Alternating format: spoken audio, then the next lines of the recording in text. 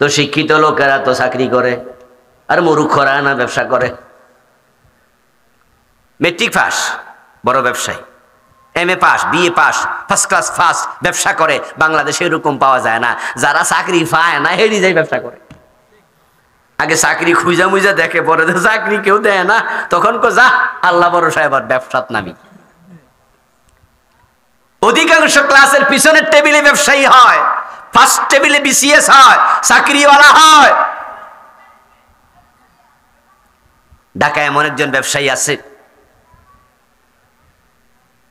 আমার প্রিয় ভাই, আপনারাও চিনবেন, আদ্দিন হাসপাতাল আছে না, আকিজ গ্রুপ, নাম শুনছেন নি?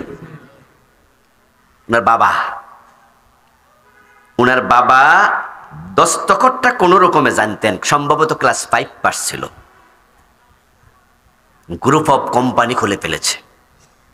পুরান ঢাকাতে এক ব্যক্তি বড় ব্যবসায়ী ছিল, তিনি দস্তখত জানতেন না, কিন্তু তার যে অফিসার ছিল ফিএস, সে ছিল এমএ পাস।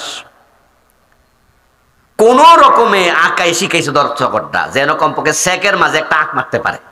অ্যাকাউন্ট করলে তো চেকে আবার মিলন লাগবে, কিন্তু টাকা তো লিখতে পারে না।